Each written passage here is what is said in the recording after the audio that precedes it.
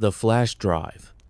I transferred to Ridgemont High mid-semester of my junior year. Being the new kid isn't easy, but I was managing okay until I met Lucas in my advanced computer programming class. Lucas sat in the back corner, always wearing the same black hoodie with the hood pulled up, typing furiously. No one sat near him. One day, all the computers were taken, except the one next to Lucas. I hesitantly took the seat, feeling his eyes on me the entire time. When I glanced over, he quickly looked away, but I caught a glimpse of his face pale with dark circles under his eyes. The firewall blocks half the sites we need for this project, I muttered to myself, frustrated. Without looking at me, Lucas whispered, "I have a workaround." His voice was raspy, like he rarely used it. He didn't say anything else for the rest of class. When the bell rang, he was gone in seconds, but I noticed a small metallic object on his desk, a silver USB drive shaped like a skeleton key. I should have turned it in to Lost and Found, but curiosity got the better of me. I slipped it into my pocket, telling myself I'd return it tomorrow. Lucas never came back to school. At first, I didn't think much of it. Maybe he was sick, but a week passed. Then 2. No one mentioned him. It was like he never existed. 3 weeks later, I remembered the flash drive. My curiosity overwhelmed me, so I plugged it into my laptop after running a virus scan. The drive contained several folders. The first was labeled homework with perfect solutions to every assignment we'd had all year.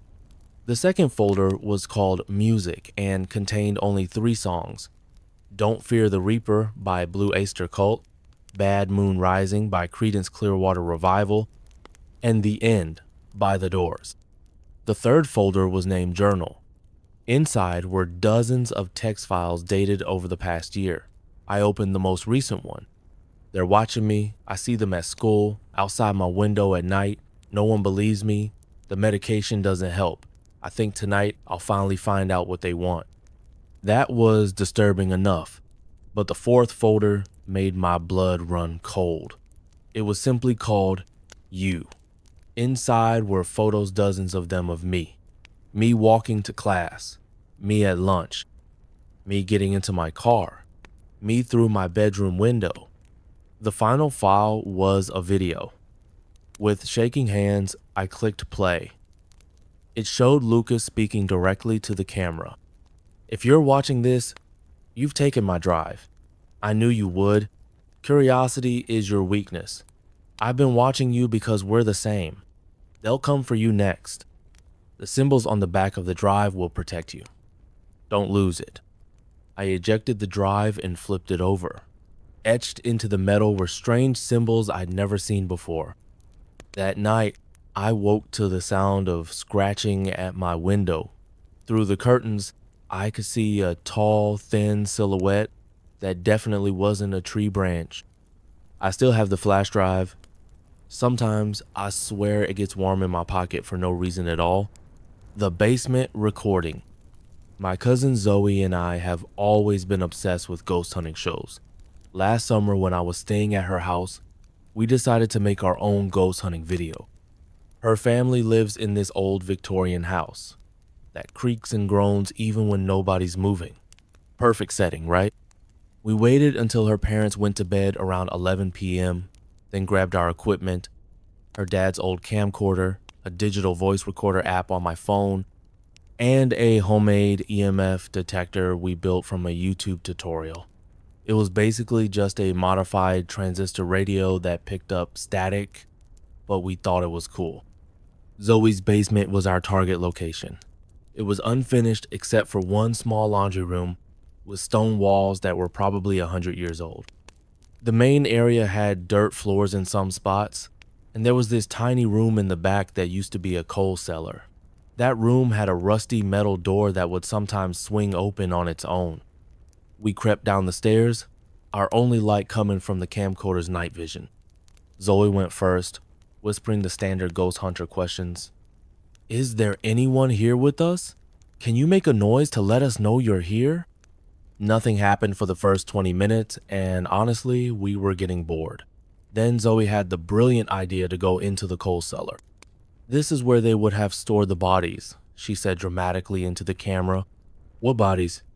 I asked, playing along. "You know, from the influenza epidemic. Sometimes they'd run out of room at the morgue."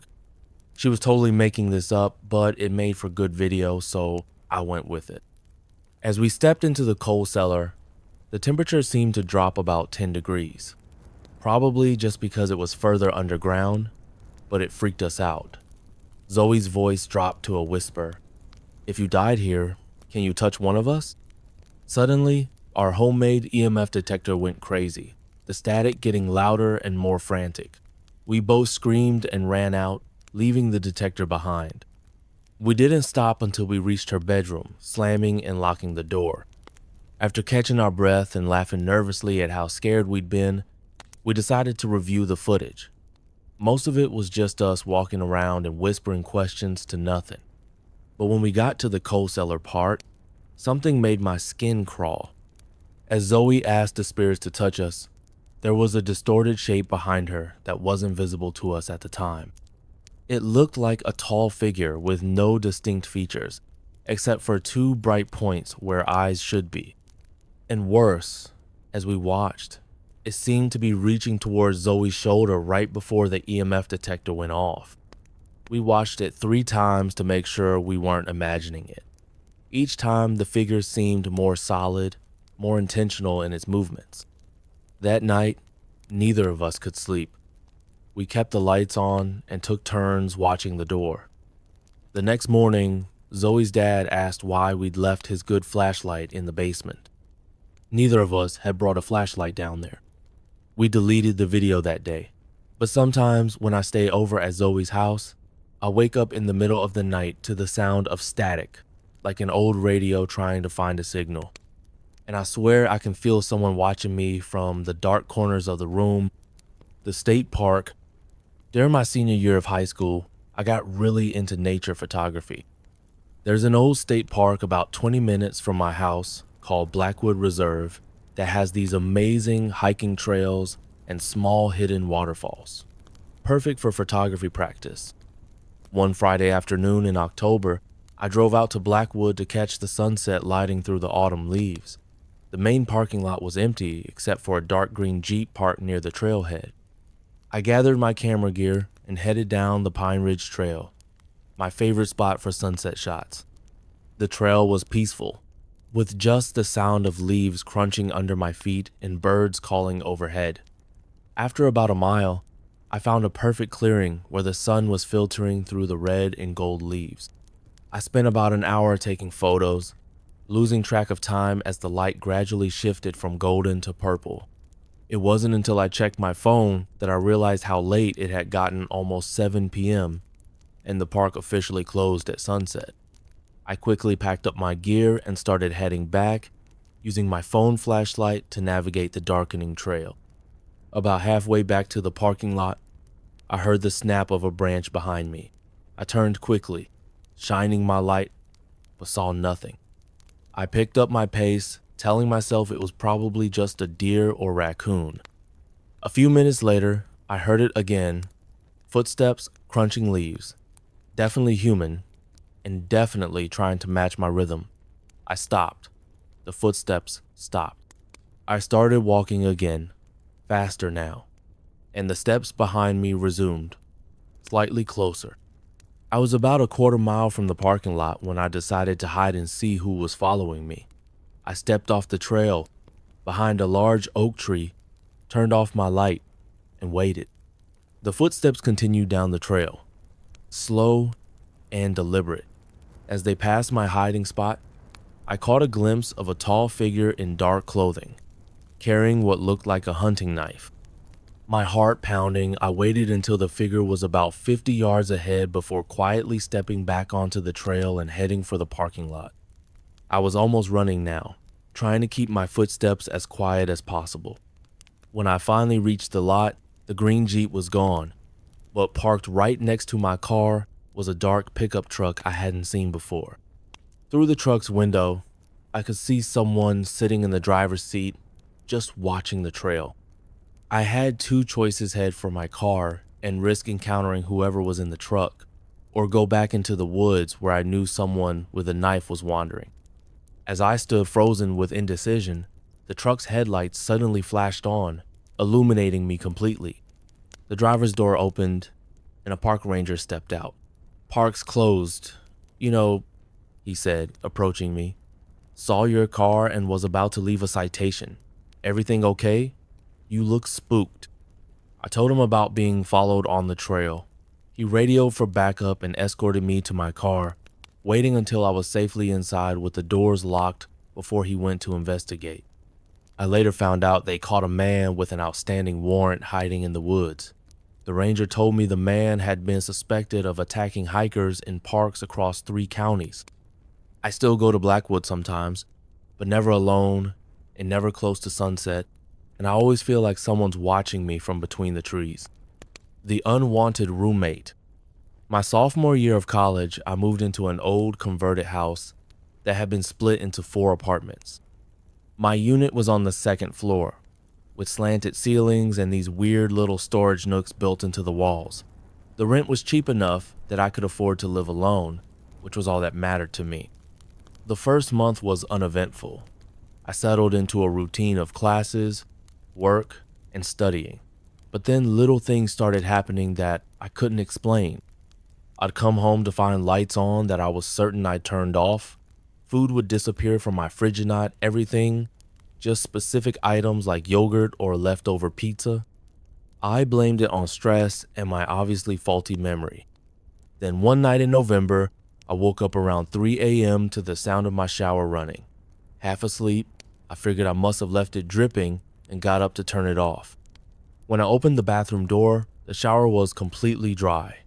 I checked the kitchen sink to nothing, but I could still hear running water somewhere in the apartment. The sound seemed to be coming from one of the storage nooks in my bedroom wall. It was about 4 feet high and 3 feet wide, with a small wooden door that was always a pain to open because it swelled in the humidity. I pressed my ear against it and definitely heard water running, along with what sounded like faint breathing. My heart racing, I grabbed my baseball bat from under the bed and slowly pulled open the nook door. Inside was pitch black, but the sounds were clearer now. I reached in with my phone flashlight and nearly dropped it in shock. The back of the storage nook wasn't a wall at all. It opened into a narrow passageway that seemed to run between the walls of the building. From where I stood, I could see it extended at least 10 feet before turning a corner. I immediately slammed the door shut and shoved my dresser in front of it.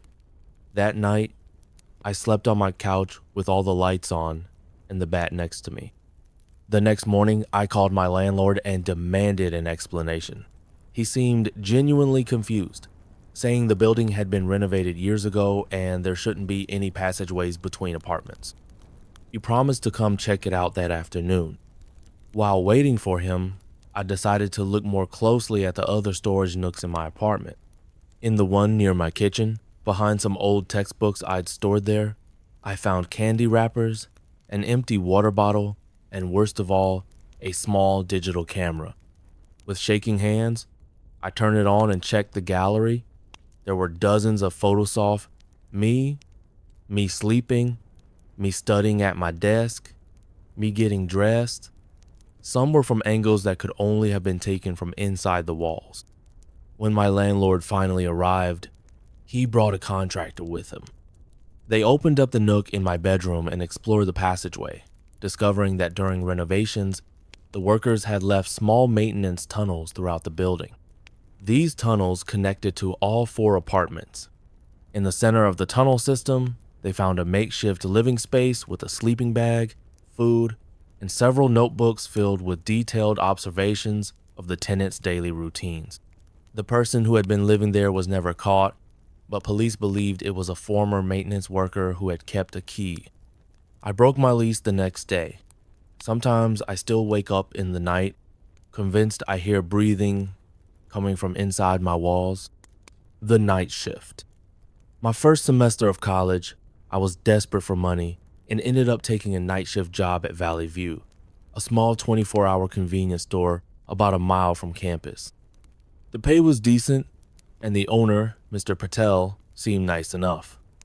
Best of all, The overnight shift from 11 p.m. to 7 a.m. was perfect for studying between the occasional late night customer. The first few weeks were uneventful.